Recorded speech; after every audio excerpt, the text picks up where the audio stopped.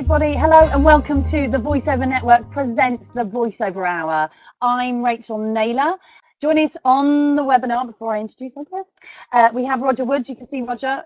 Do you want to say hi, Roger? Yeah, hi, Roger. Yes, hi, Roger. Yeah, I'm here. So Roger will be taking your questions. Please do ask your questions. Today on the Voiceover Hour, we are talking, the theme is MoCap, Assassins and Video Games, which is a great title. I'm really pleased with that title for today's webinar.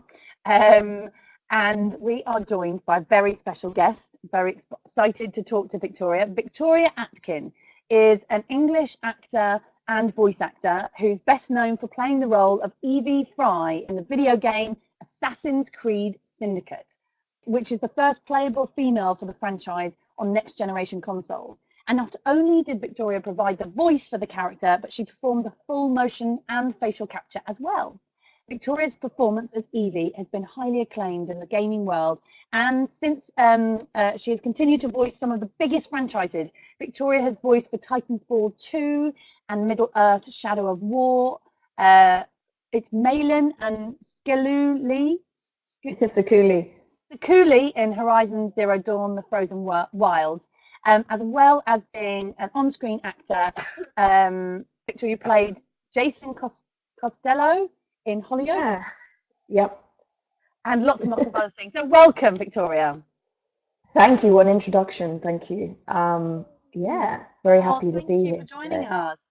Of course, I wouldn't miss it. Yay, wonderful to have you here. So, oh, I like your mug, by the way. We just had I did it on purpose, yeah. I did my gaming mug. When you do these video games, they give you lots of free things, or Comic-Cons, you get lots of things, and my kitchen has numerous video game mugs. Oh, nice. Good stuff. Mm-hmm.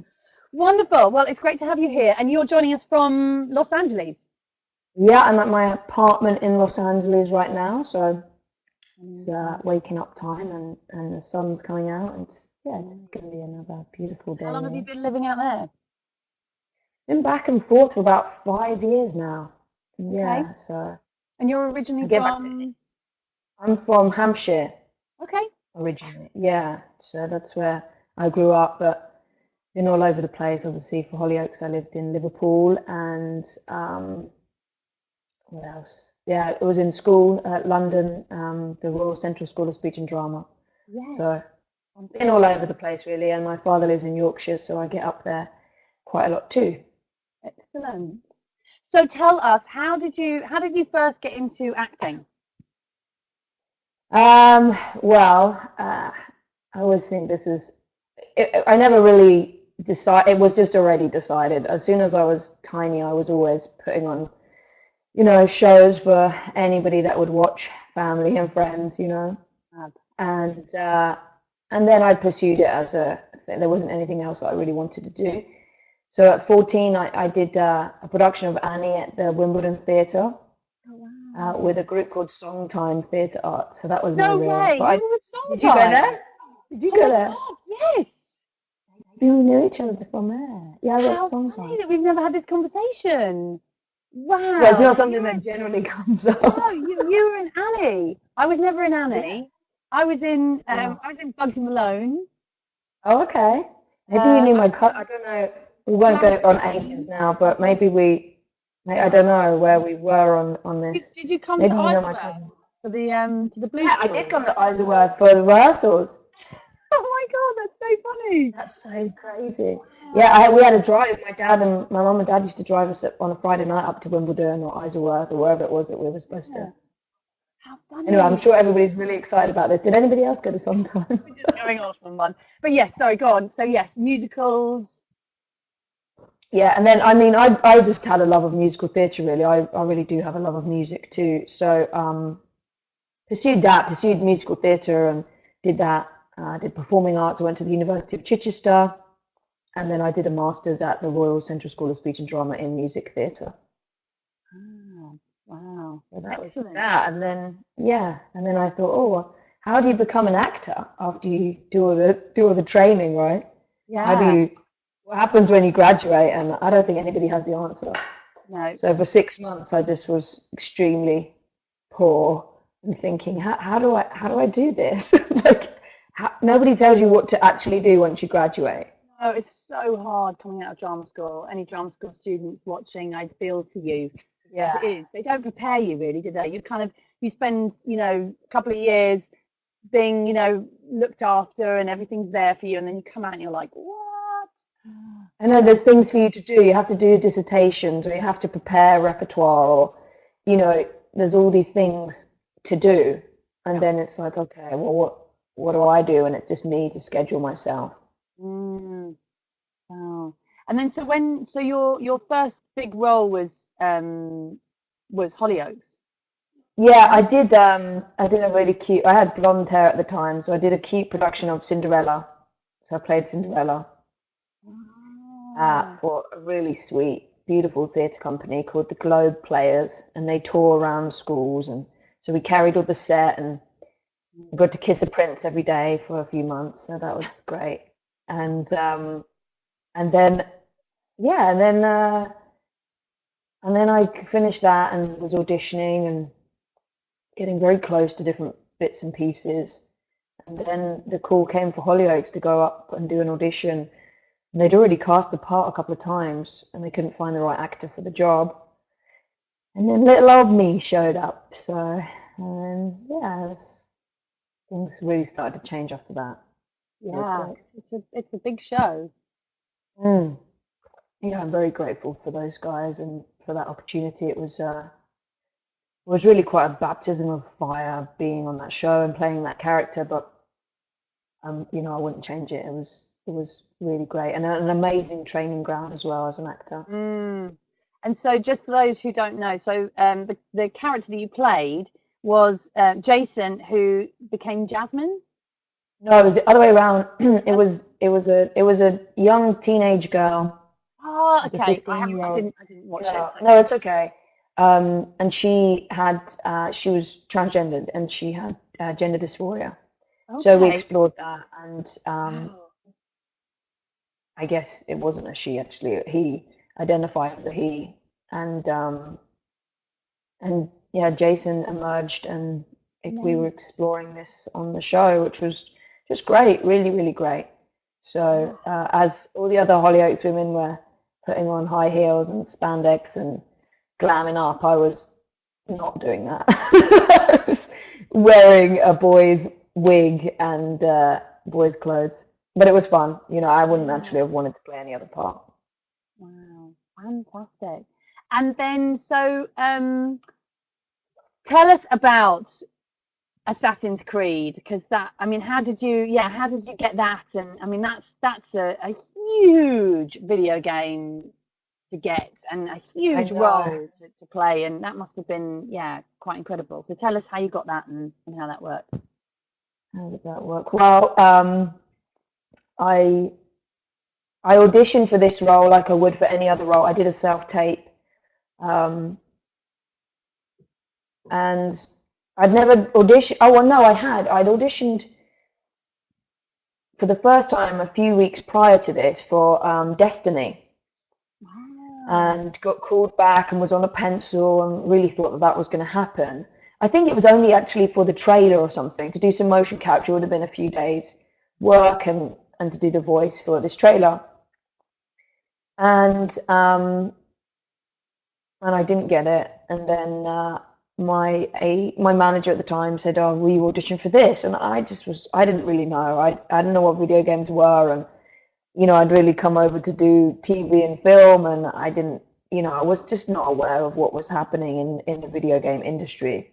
Yeah. So thank goodness she encouraged me to audition for it, and I just did a tape, and they wanted a Victorian Lara Croft.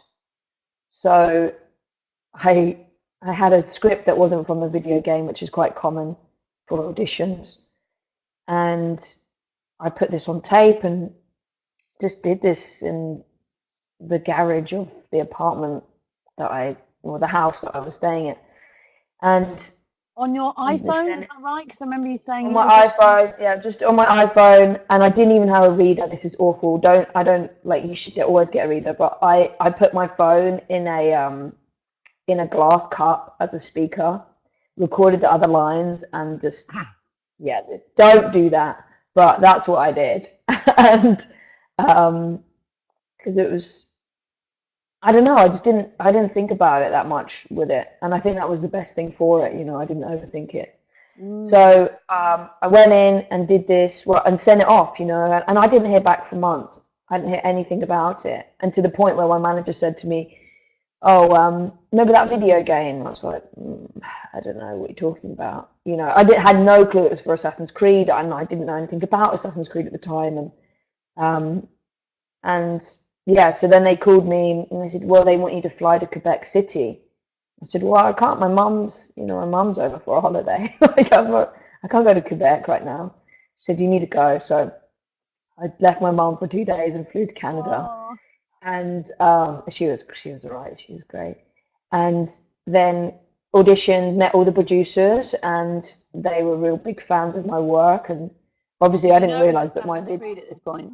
No, I still didn't know. I had no clue. I'm just going over to Quebec, and which is good. I think it adds pressure when you know what projects it's for, So I was really happy to do that, and it was just nice to, get on a plane and get out of there and just really focus, So I had this meeting and sat with the producers and the director, and my tape had been obviously circling Ubisoft. I didn't realize, but when you do a self-tape, you don't realize how many people see it, and I think you forget, you forget that we do it at home and we think it's never watched, and then, there's a lot of people that are watching it if it's the tape that they like. So yeah, I did that. I had lunch with. You did film audition. You did on-camera audition for it, which is for Assassin's Creed, yeah. Oh, okay, yeah. Yeah, it was an on-camera audition. Sorry, yeah, I should have specified that. Yeah, it was an on-camera audition. And I'd never auditioned for voiceover. I didn't have a voiceover agent or anything. This came through theatrical. So, which a lot of motion capture stuff can do.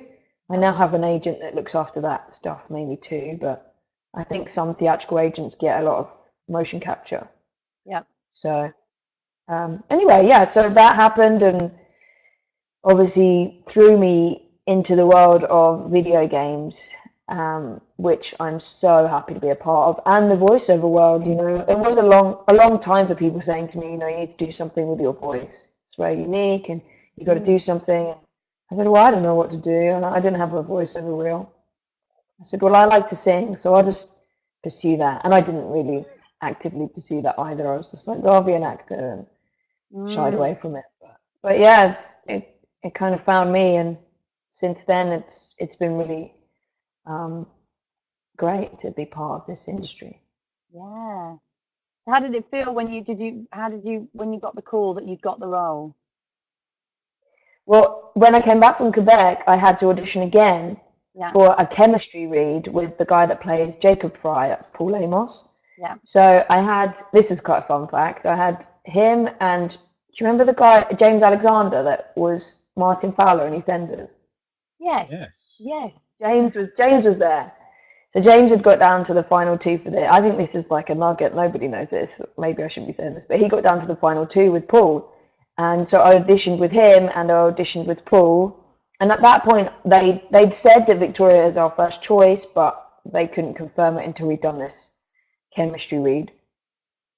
And so they flew Paul and James out to meet me. And so funny. I was thinking, chemistry? Like, they're going to get you to do some. Oh no! It's called a chemistry read, but don't tell us what you envision. How good's your chemistry? Let's build some stuff. No, right, yeah. So acting chemistry, of course. Not an actual chemistry lesson. No, I don't think I would have got the job if it was that. I'm not too bad at science, but yeah. So we had to just see who was kind of better as brother and sister banter. Cool. And I think both of them are fantastic actors, and I don't know where the choice came from, but they made the choice with Paul, and it was great, and he's great. So you did that, and then was that when you knew that you got the part? I think the day after that they called and said, "Yep, okay, we've made our decision on the brother part," and this was in October, and okay, we'll send the contracts through, and then that's the bit where you're like, oh, because then you've got another month of negotiating, and until it's all signed, you're like, ugh. But yeah, it got signed, and everything was good, and then I flew out to Toronto in January, and we did this for, I think I was there till July, you know, doing motion capture 9 to 5, and then in the booth for 3 months after that, doing all the game efforts and play through stuff. Yeah. So it was like 8 months. About that, yeah. It was a really big, full time. It was great. Yeah. Yeah, we had a good time. Wow. And what's been your kind of favorite part of being, part of that video game? What's been your favorite bit? Because obviously there have been lots of elements to it and lots of fun things that you've had. I think that, well, the motion capture I adore, because for me it's a hybrid between TV and film and theatre. Yep. So you get to play. You really get to play. You've got this huge open space, and it just reminds me of why I got into this industry and why I love doing what I love doing, is because I think all of us as actors, with children, we have that essence of a child, and we like to play, and we like to create things and imagine, and in that environment you get to do that all day long, and there's no limitations in motion capture. A stick is your sword, and you put tape on the floor, and this is your house, and this is a train, and you really have to live in imagination, which doesn't suit every actor. A lot of people need a script and they need all these other elements to bring the character, but I think this is where the baseline is. You have to have that imagination. Yeah. So I relished it. I had great fun, and then they bring in your playmates of all these other great actors, and it's fun, really fun. So I like doing that. I liked some great actors from England came over. Jazz Deal plays Henry Green in it. He plays the Indian assassin who Evie eventually marries, so that's cute. There's a little romantic arc through that, and then Sam Crane came over and played Frederick Aberline, and Sam's wonderful. He's just finished with Mark Rylance on Broadway, so we had a real high caliber of actors come over for this, and I think maybe motion capture and voiceover gets not a bad rep, but they don't, but they really invested in this in good talent, and I think it paid off. It pays off, and the industry is recognizing now that skilled actors can really help make a game of a different caliber. Definitely. Yeah. It's such an exciting part of the voiceover industry, and it's just growing and growing. And yeah, absolutely. In terms of a great voice acting performance, an acting performance can make or break a video game. Really can.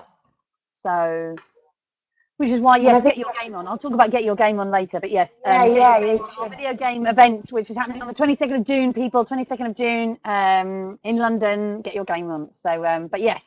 And so, in terms of for people wanting, Roger's just appeared. Hello, Roger.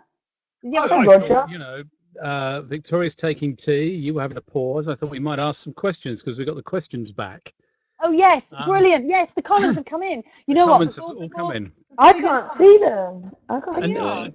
Funnily enough, I can see them, but Lisa can't, and I'm not sure, but I can certainly see them. There's quite a few questions. Before you ask a question, Roger, I want to do my little. We're going to take a little moment for me to do my reading people where they are, because I feel like I haven't started the webinar until I've done my right. Unfortunately, it's not good, so I'm going to read through where everybody's watching in from. Right. Thank you for putting where you can still type in where you're watching from. Okay, we have Calgary, Canada. We've got Devon. We've got Puerto Rico. Hello, Antonio in Puerto Rico. We have Somerset, Leicester. Oh gosh, they're all kind of coming. They're going up and down.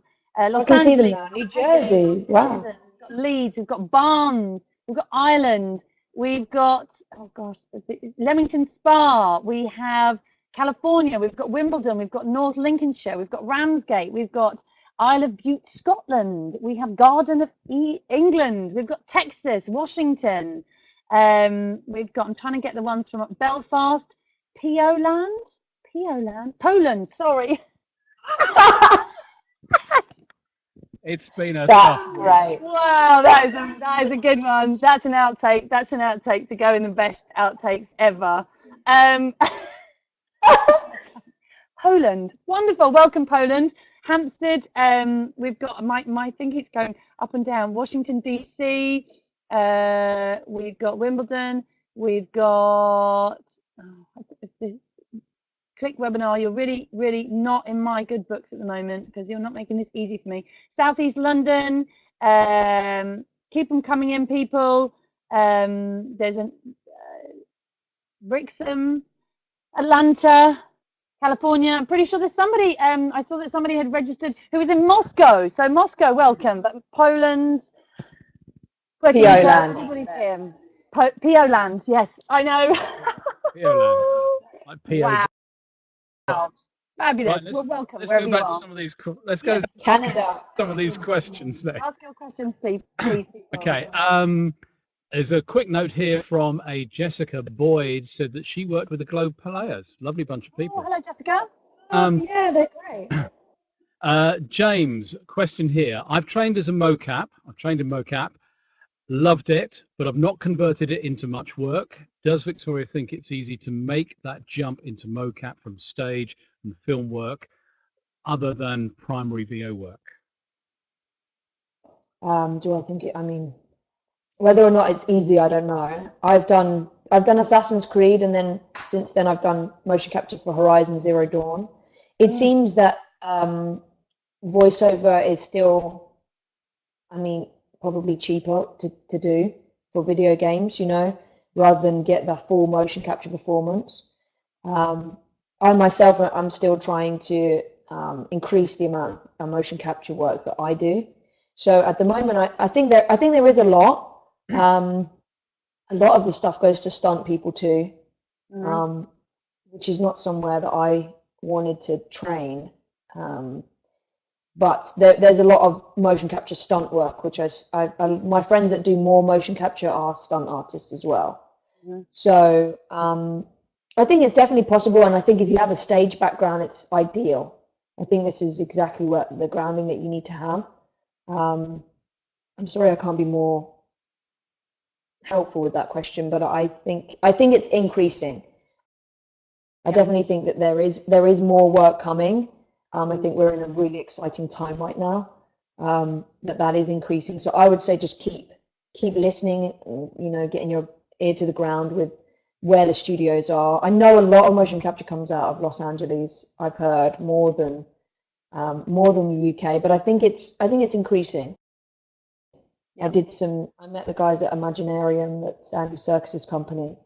They were based out of Ealing Studios. I'm not sure if they're still there, but that's where they were. So I think it's a case of, you know, researching and reaching out to these people. I think, as we know with voiceover, it's kind of a niche and tight-knit community, but once you're in, it's, you know, you start asking people, everybody's very friendly and very helpful, I find. Maybe And James. I would say that, sorry, Roger, networking is absolutely key. So yeah, get out there and do your research. What would you say, Victoria, in terms of where you are at in your career? How sort of significant has networking been? Yeah, I think as long as it's genuine, you know, I think there's a lot of networking that happens. It's not genuine, or, you know, you're going in there to try and get something from someone. I think people intuitively feel that. But if you're genuinely, you know, interested in your career and you're really, you know, that enthusiasm and that passion comes through anyway, and people realize that. I think that's maybe where that's happened for me, you know, and I've really, people have understood, oh my goodness, yes, she's really keen about this, she's trained and she's got the skill, you know, as long as you're going in and you're asking the right questions and it's genuine. I think that's where networking comes in, and you know, make friends, you know, go and make friends. We need friends as well as networking people, and people that understand, you know, when it gets quiet, that there's other people that are in the same boat, you know. So genuinely make friends, and that's, you know, it's starting to now pay off. You know, friends call me and say, oh, do you want to do this? You know, I came on this because of Sissy, who I made friends Yes, with through another wonderful. friend, Yeah, wonderful Sissy and Jones. yeah, so it's that helps, and then it's genuine, and you really care about each other, and you want to help each other, and I think that's where we need to be as human people and Yeah, good people. But networking for sure, definitely do it, but be genuine and care for others and help others. definitely. And I'm always, I mean, I'm a big believer in networking, but I always say that what you need to do with networking is you need to go and help other people. So what your mission is Yeah. to go and help other people and connect with other people. And it's not about you selling yourself. It's about you solving other people's problems. And that's Yeah. where it will come back to you. But meeting people face to face, going to training events, going to workshops, going to voiceover events, video game events is so important to meet people face to face and make those connections. So yeah. Yeah, definitely face-to-face contact is the most important if you can. But this stuff's great too, just like listening to bits and pieces and learning and taking away what you can learn from things. Yeah. Well, somebody in the chat room wants to know some more about one of the roles you took part in. Kaz Tailby, excuse me, says there's a moment in Crate Escape when Jacob makes Eve and himself flee from Lucy Thorne, and that pursuing Blighter. Is that right? I don't know. Yeah, the blight. Yeah, she asks, and Evie asks, "What did you do?" And obviously, Kaz doesn't believe there was an answer to that question, so she's asking you, "What did Jacob do?" Didn't he explode the lab or something? I think that's a sarcastic. Most of my comments to him are sarcastic. Like, what did actually, I think the answer is I don't really want to know what you did, but we need to get out of here. I think that is how I phrase that line. So, what did you do? Okay, we need to go. I will have to. There's a whole mission where Evie does Evie cleanup, where she goes back and sorts out all the messes that Jacob made. So I think she doesn't know what he did. She doesn't really want to know. It's a bit like a parent with a child. I don't know what you did, but I don't want to know either. Let's go. Yeah. What stays on the set stays on the set. Harrison Watson says, I've been acting for 9 years now, but I'm only 17 years old. I trained in the West End for a couple of years. Over the last 3 years, been working on short films, adverts, getting very close to some big auditions, Hollyoaks, feature films.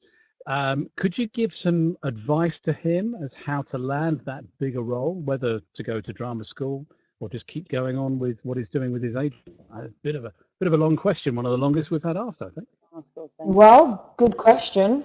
My advice, well, first of all, congratulations on doing this for so long and for sticking it out and for keep going. I think this is always, this game is like a numbers game. Somebody said to me the other day, Victoria, you try and live your life quite, I don't know, peacefully or spiritually or whatever, and but you do this job that's like gambling. And I never thought about it like that before, but it really is like that. You keep going, and then one time you'll hit the big shot. But I think there are some ways that you can help yourself, and it sounds like you're doing everything that you could be doing. And I know that's really annoying. People say this to me all the time. Well, you're doing it. You're doing everything you need to do. You're auditioning. You're doing the short films. You're researching. You're networking. You're going to all these events. I'm a huge believer in the law of attraction. I really am. I don't know if anybody on this knows about The Secret, but you should go out and get this book. And it really is, about defining your life, and not to get all spiritual on people, but it really is about your mindset and what you want in life and what you think that you can create. And I think that gives you a new edge. If you're believing in yourself and you visualize what you want to happen, you become a different mindset. You become in command of where your life's going, rather than other people saying, oh, you need to do this for me, or you have a direction and you have a plan, you have a goal. So I would say read that book. That would be the next thing, because you're doing everything right. You're doing everything right. Just change the mindset, keep completely confident, and know that you are, and know that it's coming, because you're right. I've never read the book. amazingly. I'm kind of, It's on Netflix too. It's on Netflix too. If you can't be bothered to read, just watch it on Netflix. I think it's like an hour and a half of your time. I'm a big believer in the universe and putting things out there. I think a big thing for a lot of people is actually just letting yourself letting yourself kind of dream big and decide what it is that you want in your life, and then actually writing it down. There's something really powerful in writing it down, like your goals and what you want your life to look like. And this is really key. I do a talk with the master students at the Royal Central School of Speech and Drama sometimes when I go back, and I always say that the one thing that perhaps made me stand out from my peers, it definitely wasn't my talent, because I was around extremely talented people, you know, and yes, I am talented, but these people were incredible, you know, that they were amazing musicians, incredible singers, and if anyone to like come in, you know, I didn't get any interest from our showcase, but nearly everybody else did. But now, out of most of the people on there, I'm the person that's working, you know.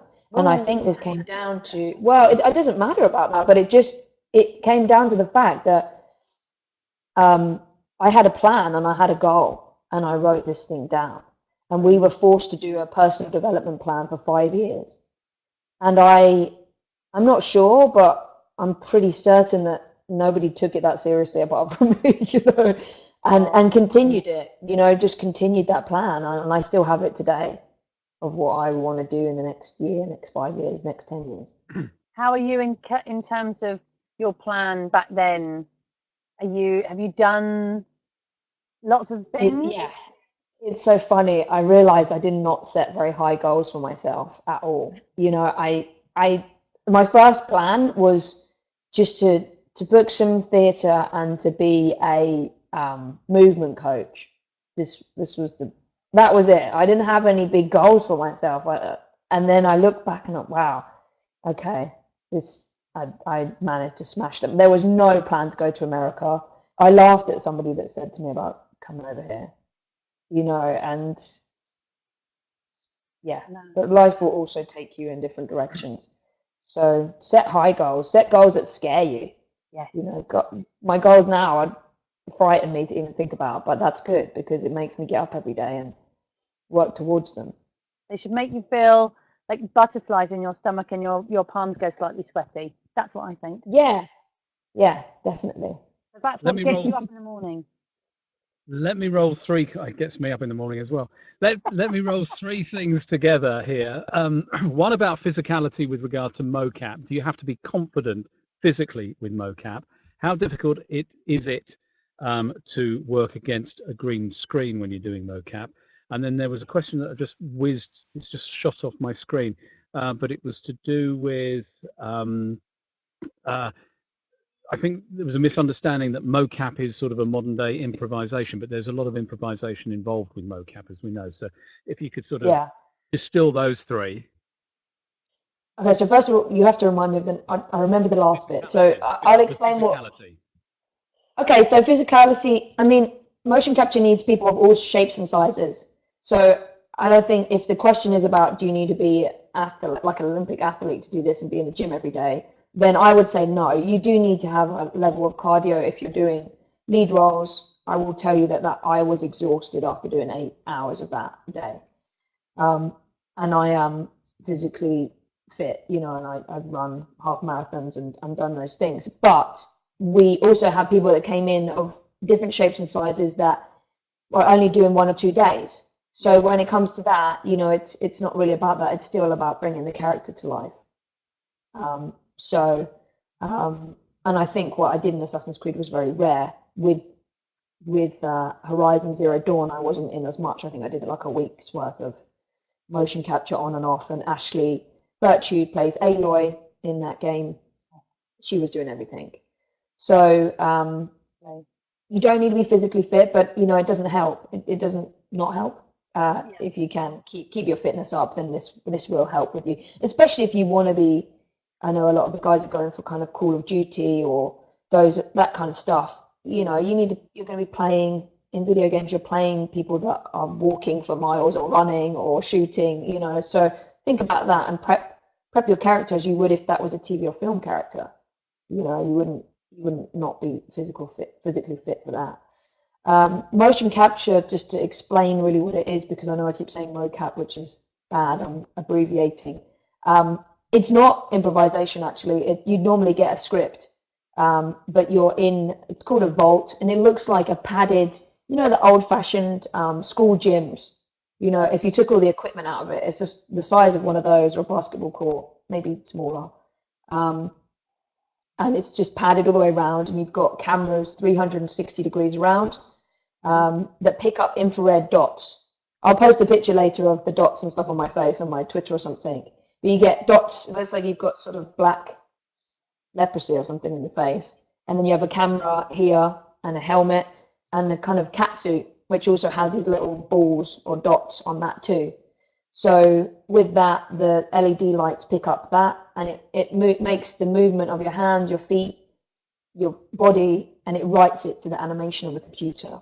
That's kind of so yeah. Does that answer that question? I think that answers it, and I'm going to just bunch another group together because a lot of people are asking about your first role. Was it your first role with an agent? Was it with games or theatre? There's also, do you need to have an agent to be able to get into MoCap and to gaming? There's lots on the similar theme about, you know, using, you know, an agent to get where they want to go. Mm-hmm. Well, I have a nice, interesting story. And so when I came out of drama school, I didn't have an agent. I got approached on Casting Call Pro at the time. I don't know if that's still, is that still going on? Going? Yeah. So I had that at the time. And a little small cooperative agency called Rosebery Management, who I adore. They are a cooperative agency they were based in Hoxton Hall. I think they've moved now. But anyway, it's all run by actors. So you put each other up for the roles. And so I did a little audition for them. And they said, yeah, come join us. So I got Cinderella from them and I got Hollyoaks through them. And that came, I mean, everybody was like, why are you going with a cooperative agency? Like, they're not going to help you. You need to be with, you know, the big agents. That's not going to do anything. And I think if you want something bad enough, you know, it finds you. You know, you just got to keep moving forward in that direction. So I was with a cooperative agency.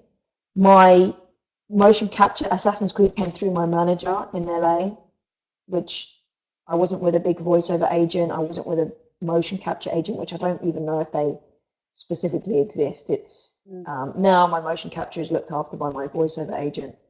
But I would say that you do need to get an agent if you can. You know, I would say, but it needs to be the right person, and it needs to be somebody that cheerleads you. And if it's not working, you know, nobody's going to get offended if you move to another agent. You know, this is part of the business, and I think as actors, we're really loyal and really kind, sensitive people, and we get upset if we have to move or we have to do these things. But, you know, it's your business. You know, I spoke to a kid once who was with an agent, and they were asking me these questions and said, well, Victoria, I haven't been out for a year. And I said, well, you need to move. You know, that's a year of your career gone. So, or have a conversation. You know, you need to have these communication conversations. So, I would say if you're at a level where you can approach agents and you have a voiceover reel, have some skills, then approach them. You know, what's the worst thing that can happen? People say no, or they don't get back to you. Well, at least you tried, you know.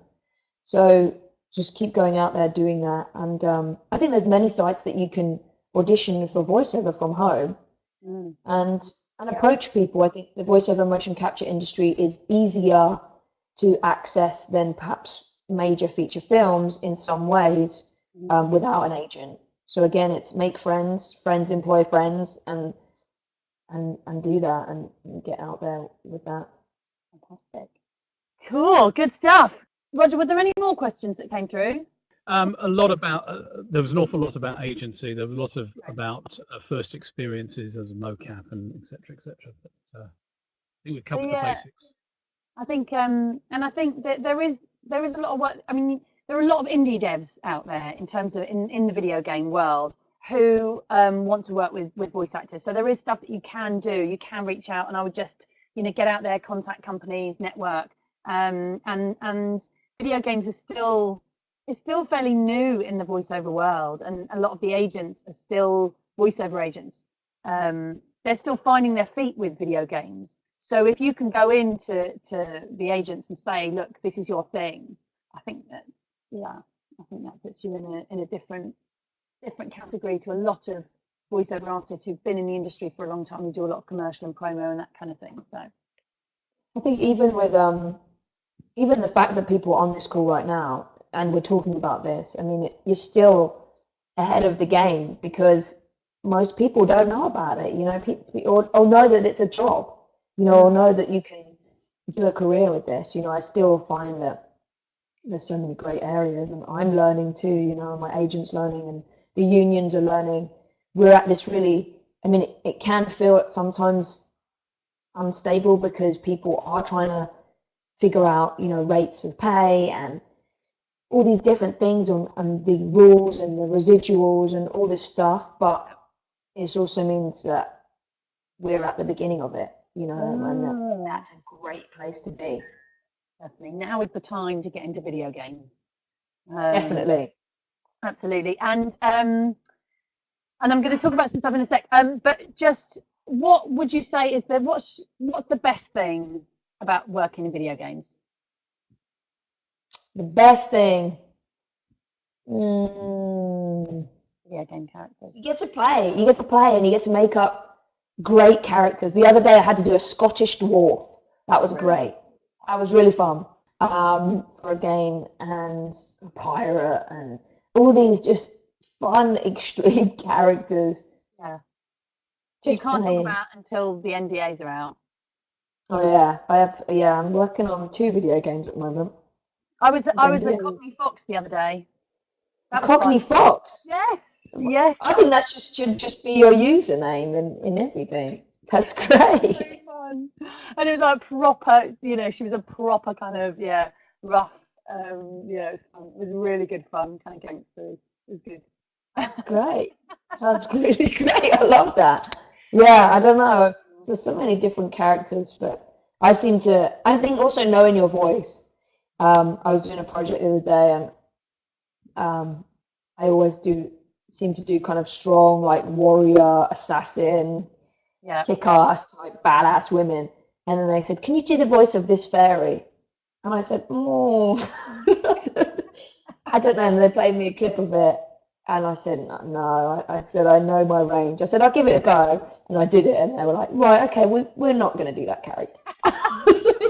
Yeah, that's exactly what I thought. You know, I don't think this high-pitched fairy is my range, but somebody else can have that job. You know, so just playing. You know, any chance I get to play and get paid for it, I'm happy. Yeah. I'm happy as I can be. Definitely, excellent. Right. Well, I just wanted to also just tell everyone that before we kind of wrap things up. Oh, wait a minute. Lisa's been kicked off. She's just told me she was kicked out. You're still here, Lisa. Wait a minute. Let me get Lisa back because she's been. Where have you gone, Lisa? Oh, gosh. Wait a minute. There we go. Let's make you the presenter. Fab, so she's back. But yes, Get Your Game On, everybody, is happening on the 22nd of June in London. And Get Your Game On is our video game event conference, and it's a one-day event in London, 22nd of June, and it's all about promoting great voice acting in video games. It's for voice actors, game developers, producers, casting directors, audio designers, and it's about bringing everybody into the room and inspiring each other and learning and networking and connecting. And so we've got headline speakers are the wonderful Sissy Jones, who's a mutual friend of ours. So Sissy, she's great. Very lucky to have her. Yeah, so she's going to be a speaker. In terms of MoCap, we have Tom Keegan. Have you worked with Tom? No, I haven't yet. Well, I don't know. Sometimes when you look on IMDb and they've done the same games as you, Sissy and I realised that we've done like 4 games together or something. But Really? Oh no, you you don't don't, because you're in the booth by yourself. You don't know who you're working with until it comes up on IMDb. You go, oh, okay, we did the same thing. Yeah. So, but yeah. So Tom Keegan's going to be there, and he's going to be in London, talking about MoCap. So he's one of the most in-demand MoCap directors in the world right now, and he was up for he was a BAFTA nominated for Wolfenstein 2, and he's done Star Wars Battlefield 2, and yes, lots of things. So we've got Randall Ryan as well. Yeah. Randall Ryan, who is going to come, and he's casting director in video games and audio director. So he's going to be there. We've got Adele Cutting as well, who runs Sounds Cuts. We've got Stefan Cornicard, voice actor. There's a few others that we've got up our sleeve. There you go. So yes, get your game on, people. We've got a few tickets left. So I just want to, Lisa will post in the link. If you haven't bought your ticket yet, get your ticket. There are a limited amount of tickets, and they are selling fast. So over half of them have got, I think we've got about, I don't know, 30 or 40 left, but they will sell quickly. So yes, grab your tickets, members or not members. There'll be talks in the morning. There's going to be workshops in the afternoon. So you're going to have smaller workshops with all the, you can pick who out of the presenters that you work with. Where is the link? Lisa, have you got the link? Lisa, are you there? Can you put the link in, please? I'll find the link. I will get the link for you to book your tickets so that you can come to get your game on, because it's going to be awesome.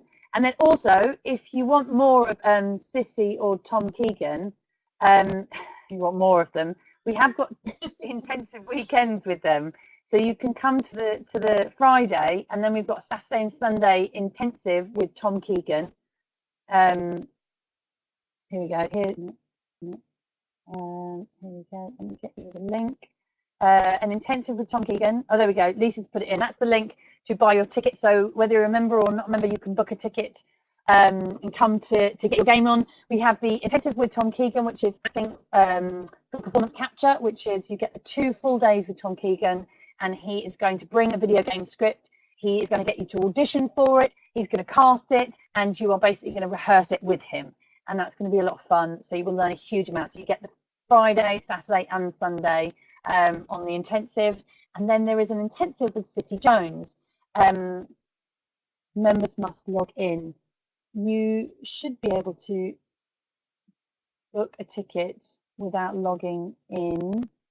Let me just double check that while we're here, because you should be able to get your ticket. Let me just double check. Public. Yes, you can buy a ticket, everyone. Email Lisa if you're having any problems with booking tickets. So lisa@thevoiceovernetwork.co.uk. Yes, that's the right.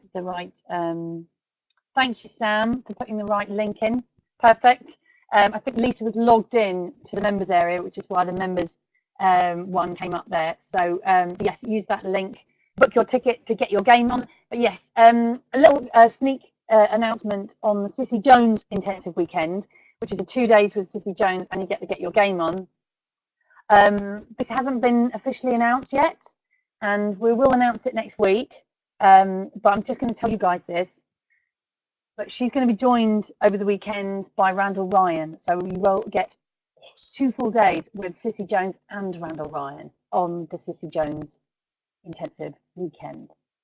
Amazing. So you basically get 2 for 1, which is fantastic. So yes, so that will be announced next week. So if you want to, because you're basically hearing this here first, you can get yourself booked on the Sissy Jones intensive weekend. Lisa, if you can you share that in there? You need to log out of the members area of the website before you get the link, please. Or Roger, would you put the links in for me, just so that people can register and book their tickets for the intensive with Tom Keegan, or the intensive with Sissy Jones, or the Get Your Game On tickets. So anyone wants to do split payments, you can email Lisa@thevoiceovernetwork.co.uk. or any problems with payments, then just email Lisa or me and we'll get them sorted. Fantastic. Sorry, just going off on one. But Victoria, it's been so wonderful having you on the voiceover hour. Sorry, I've kind of just had to get your game on stuff out. Everybody go do this. This is wonderful. I'm sure Tom is amazing, and I think we should on the chat just thank Rachel for this amazing network. Just show us some love on this chat, because I just think you're helping so many people, and connecting us all. You know, it's great to be a guest on this, but you're facilitating all of this. You know, and you've got kids and you've got husband, you've got this whole world, but you're still giving back and you're still providing this great service. You know, and it's a lot. So great to meet Roger and Lisa as well today, and what a great team. And yeah, look. Send Rachel love. Look at all this love you're getting on the chat. Oh, love. Thank you, everybody. She's doing all this. So yes, thank you for having me, but it's a complete pleasure. And I hope that I get to meet all of you guys at an event soon. Yes. I'm sure Rachel and I will team up and we'll do something where I can be a bit more forward-facing and meet you all in person. We are working on it, people. Don't you worry. We're working on it. And if anybody's in LA, I'm doing Howard Fine Acting Studio. I'm going to be doing some an intensive 3-hour motion capture workshop and voiceover thing with those guys soon. And they've kind of just sneak peeked it in their newsletter. So I'm going to be doing that this year. But I'll be with the Voiceover Network, and I'm coming to London at the end of May as well, so keep an eye on my social media. There's stuff happening. Yes. We are going to get you involved in some stuff here in London and also in LA, because I'm coming out to LA in August. Woohoo! Yeah, that's going to be great. Yes. So which is exciting. So there may be some Voiceover Network things happening.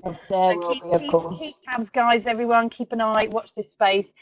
Also, to join the Voiceover Network now, you have to apply to join the Voiceover Network, and we only open the application process up at certain times of the year, and we do that so that we can kind of we can build on the amazing community that we have. The Voiceover Network is for working voiceover professionals worldwide, and what we've done, we've actually opened it up now. So you can actually join the Voiceover Network now. What I've done is I put together a special coupon code for you, wonderful people. And it is, oh gosh, I had it here. It's wait a minute, I'm going to have to go find it. Sorry, people. Stick with me. I've got a coupon for you, which will remove the £49, $63 joining fee. And it is web VICAT 18. There we go. And that will remove the joining fee. Here we go. Let me put that in. So if you're not a member of the Voiceover Network and you would like to apply to join our fantastic community, I've just posted it in and it's not come up. So it's, I'll tell you it again. So capitals, web, VICAT 18. So web, VICAT 18, all in capitals. Come onto the website, go to join, become a member, and you can come and join. Fantastic, good stuff. Right, Rachel, just before we go, somebody has been asking on the chat about voiceover reels and voiceover animation reels and mocap reels. What I'll do for everyone is, if you follow me on Twitter at Victoria Atkin, I'll post links to my voiceover reel and my animation reel, so you can see as an example. I don't know if there's some people that are starting out and they need an example, but also go on voiceover agents websites and everybody's clips are on there, so go listen. And the new thing in video game reels, I don't know if you've heard, Victoria, is less is more. Yeah, my voiceover reel is like 2 minutes, and my animation reel, I don't think it's more than 2 minutes. I just do clips of video games. But as in, so there's been Mark Estelle put together a questionnaire that he put out to loads of producers and casting directors recently, asking them about whether they want lots of music and production on a video game voice reel, and the consensus came back saying no. They want very little They want to just hear your acting. They want really raw acting. So actually, Or maybe don't copy mine then. well, yeah, but unless it's real stuff, because the thing is, but I mean, I think there are different people who like different things. But even if you can, so Mark Estelle and Andrew Motzel were both saying, if you record yourself doing, a monologue, they just want to know that you can act. That's the main thing. Mm-hmm. It's about, they really want to know that you can act and that you can come in and read and act. So there we go. But the stuff's so last minute, isn't it? I come in, I get employed and then go into a voiceover booth. I've never even seen the script or the character. Yeah. So you just make it up on the fly. Yeah. Instant acting. Yeah, exactly. So, but yes, wonderful. Okay, so the hashtag, everybody, is hashtag VON webinar. Please do tweet. Your handle, Victoria, is at Victoria Atkin. At Victoria Atkin. I'll go in there now after this and answer any other questions people have for the next kind of 15 minutes. Wonderful. And show Victoria's love on Twitter. And we are at Network VO, and I'm at Rachael Naylor. So do Instagram as well, everybody. Yeah, I'm on Instagram as well. Do that. Yeah, Instagram. What is it? Hashtag VO webinar. What is it? Hashtag VON, VON webinar. Put it on there. Hashtag VON. VON webinar. So VON for Voiceover Network. Okay, there it is. There's a hashtag.